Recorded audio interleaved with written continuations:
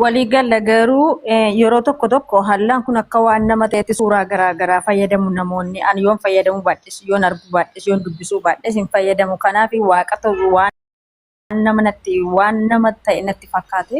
Amma garuu hallaan maqaa waaqayyo bakka waaqa. Galatooma.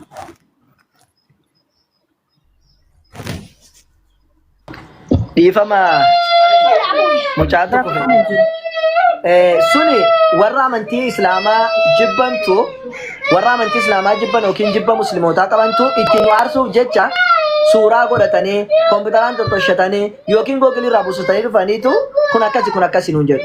Rabbi subhaanahu wa ta'ala quraana keessatti maal jedha? Walillaahi al-mathalul a'laa. Rabbi subhaanahu wa ta'alaatiif fakkeenyi isaaf ta'u tokkollee hin jiru jedha Rabbi subhaanahu wa ta'ala. Rabbi isa fakkaatu tokkollee hin jiru. ليس كمثله شيء وهو السميع البصير.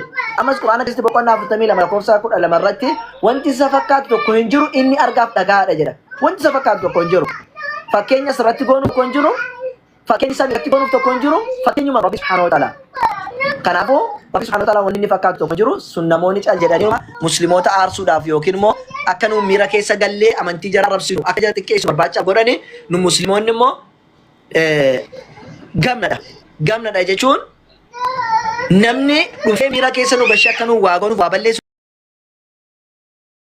nu gochuufe nuti kaayyoon deemu hin beekna waan ta'eef deemee amantii isaa dharrabsinu akkasumallee amantii isaa dhiqeessinu yoo danda'e amantii isaa keessatti Allah jechuun maali Nabi Muhammad jechuun maali amma jechuun maal akka ta'e qofa ibsina malee nama baanee hin arrabsinu saniif jarri miira keessa nu gashuuf sana godhu sun kijiba sin jechuu barbaadeen gabaabaadhumatti.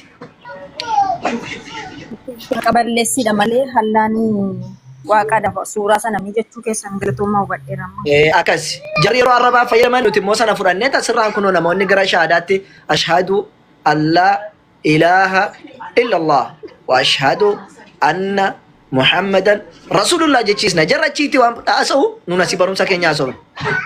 Takka arrabaa isaanii takka nama islaamirraa baasan takka hin qabani nuti immoo takka barsiisnee nama dhabne tokko hin qabnu yeroo hunda nuun barsiisumaa keenyatti dhufna jarra arraba isaaniitti dhufan maaliif jennaan bakka arrabaa namuun dhaabbatu yeroo dhaabbatee mucaan kun maraataa nama fayyaadha jedha gaafa nama arrabsu karaa irratti argite fakkeenyaaf markaatoo eessarrattu biyyuma kee keessattu maraataa dhaabbatee nama arrabsu argite dhaabbatee yeroodhaaf hin dhaggeeffatta bar namichi kun dhugaa dubbatamuun kijiba jettee boodarra garuu gaafa maraataa ta'uusaa barte dhiistee biraa deemta dhumarra deemee yoo maraataa akkasaa wajjiniin haqee wal malee dhumarratti maal ta'a dhumarratti kophaa hafa jechuudha. Yoo maraatonni biraa jiraatan garuu jama wajjin ifatanii abidda qaqqaammatu jechuudha. Fakkeenyaaf warri Finfinnee keessatti yookiin maraatanii yookaan immoo wayyaa ta'anii ala jiranii namoonni guyyaa ardanii ajaa'ibsiifatanii ilaalaa oolu. Galgala garuu kophaa isaa dhageettu yoo barbaade goommaa aarseeti isa fuunfata gaafa itti waan xuuxu dhabe. Takka immoo abidda qabsiisatee goommaa qabsi yookiin muka walitti sassaabee taa'ee inni qaqqaammatu kan akka isaa tokko dhufee bira taa'ee wajjiniin qaqqaammata jechuudha. Sigalee yeroodhaaf garuu namni guyyaa namni kun maal ta'e maraate laata maaltu sutuqe laata ilaaluun mala yeroodhaaf.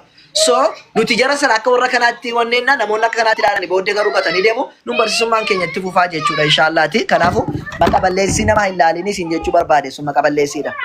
Gaaffii biraa qabda moo nama biraatti darba? Nama biraatti darba galatooma amman hojis waan hin qabuuf nan bu'aan. Abshir galatoomin badiini amma keessaan dhufanii waan baay'ee siin jedhu maaliif cal jettee teessa keessatti yookiin maal mana isaanii seentee waan baay'ee siin jechuu danda'u egaa sun murtee mataa keeti. Namaaf sodaa namaatiif waan jiraattu miti baradhu siin jedhamu amma waa balleessee osoo hin taane baradhu hubadhu beekumsi hin dursa yoo beekteedhaa jetteedha kanatti waan murteessuu dandeessu waan namni siin jedhuun osoo hin taane waan wangeellis jedhuun waan quraanis jedhu wal bukkee qabiti waa akkaati hubattu baradhu siin jedha galatoomi waan na dhaggeeffatteef inshaallah galatarraafi hayya eenyu dura galee maa ortodoksii moo hawwii moo ani wangeelaa naan kaje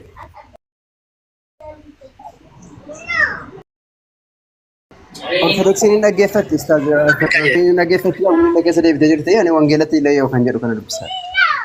Eshi. Ani wangeela. Oi inna gama. Islaate daat.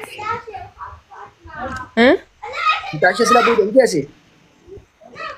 Eyye. Hayya.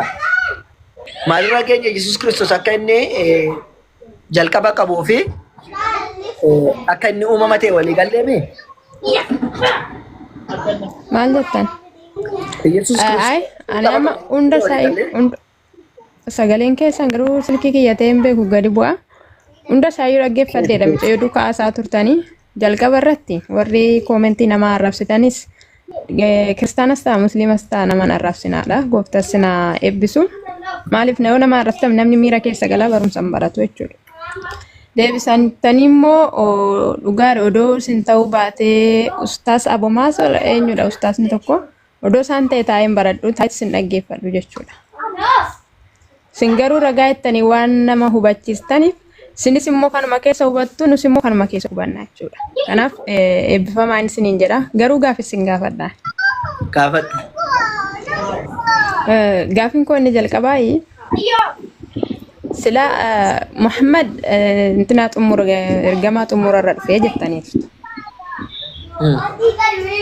Ergamaa xumurarra eega ta'ee Yesuusin boodadha jechuudha inni kan dhufe. Beekamaadha.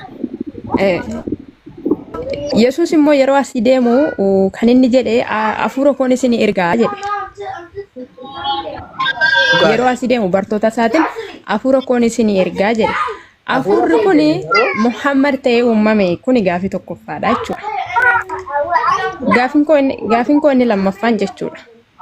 Warroonni musliimaa hundi eessayyuu haa ta'u maaliif afaan arabiffaatiin kadhatu yookiin sagadu? Gaafiin koo inni sadaffaan immoo jechuudha. Walitti qabdannaa deebistu jedheen. Gaafiin koo inni sadaffaan immoo yeroo kadhattanii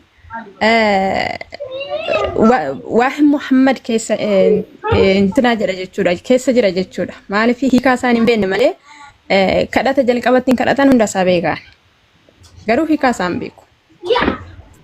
Maalidhaafi jechuudha. Inni sadaffaan inni gaafiin koo inni xumuraan jechuudha. Maskiida gubbaa urjii fi addeessatu jira. Innoo maal agarsiisa? Ana gaafii kana naa deebisa ifama isintti baay'ise. Ayyee. Galatoome duraan dursatti gara deebikeetti son seeniin egaa namni hundumtuu akkaataa ittiin yookiin karaa ittiin daawwaa godhuu qaba. Maybe Farahaan yeroo dubbatu sagalee ol fuudhee dubbachuu danda'a, tokkommoo sagalee isaa gad qabee dubbachuu danda'a, tokkommoo sardamaa, tokkommoo suuta jedha. Yaani usluuba ittiin yaani godhan gargara qaba. Ilmi namaayyuu akkaataa ittiin godhan gargara qaba. Sana jechuun garuu fakkeenyaaf Farahaan sardameenyaa dubbatu daddafee waan dubbatuuf dingata yeroo iyyee dubbadhu namoonni garii yookiin hin iyyafaa yookiin hin ori'afaa itti fakkaachuu danda'a. Garuu namatti hin dhaga'amu laata jechuudhaaf yeroo baay'ee iyyineefaa kan haasofnu yookaan immoo amaluma ta'uun hin mala. So I think dingata haasaa akkaataa haasaa nama ustaaza Mu'azzetteetu haasaa masaanitu akkasii malee jarris ori'uudhaaf yookiin waan biraadhaaf barbaadanii miti jechuudhaaf barbaada. Itti aansee wanni isin jechuudhaaf barbaadu Nabi Muhammad sallallahu alaihi wasallam ergamaa dhumaati jettee miti jettee ergamaa dhumaati. Tolee Yesuus Kiristoos Yohaannis Wangeelii irratti anis nan deema.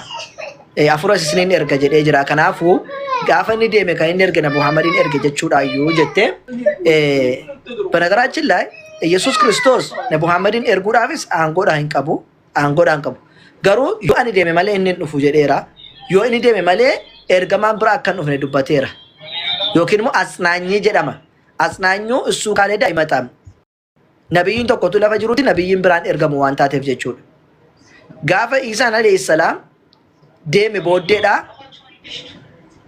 ቱሬ ወጋ Dibbashaniif way booddeedha kan ergame Muhammad sallallahu alaihi wasallam. Sigalee kana jechuun Yesuus Kiristoos deemee ammuma isa erge jechuudha miti Nabi Muhammadin illee erguudhaan illee hin danda'u jechuudha. Garuu Isa alayhi salaam deemee jennaan asnaanyiin sun yookiin immoo kan siraggaasisee obsa si barsiisee karaa si qajeeshu Yesuus Kiristoosin booddee akka dhufu dubbateedhaa jira. Isa booddeedhaan dhufuu isaatti Nabi Muhammad sallallahu alaihi wasallam namoonni karaarra dabanii karaarra badanii jennaan karaatti akka deebi'aniif jecha Nabi Muhammad sallallahu alaihi wasallam Rabbiin erge jechuudha. Maaliif karaa Yesuus Kiristoos inni barsiisaadhaa ture, karaa inni itti himaadhaa ture dhiisanii karaarra waan bahaniif namoonni erga Yesuus deemeeti bakka sadiitti qoodamani. Bakka sadiitti qoodaman keessaa gariin waaqatu dhufee nu keessatti argame jechaa turani. Bara Yesuus dhufee deemetti tokko. Warri kaan immoo lakki ilma waaqayyootu dhufee nu biraa deeme jechaa turan. Warri biraa immoo lakki kan ergamaa Rabbiiti karaa addaatiin durbee Maariyaam irraa dhalatee jira. Abisiroo hinaaq mu'an. Dole. Bakka sadiitti qoodaman jechuudha.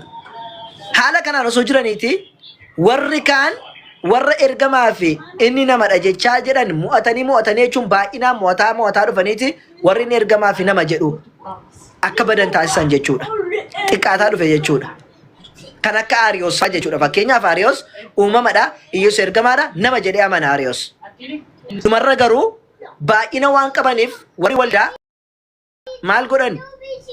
Walga'ii Niqiyaa Gubaa'ee jedhamu taasisanii bara 325tti beektota 318 fidataniiti. Sana keessaati Aariyoos inni nama Yesuus uumamadha jedheennaan Aariyoos hin awwaggazaniin.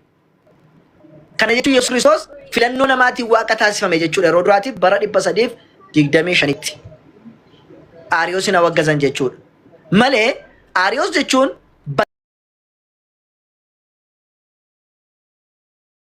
gara Eeshiyaa keessa deeme kan barsiisaa ture, hordoftoonni baay'ee kan isa hordofan ture jechuudha. Kanaaf warri Yesuus Kiristoos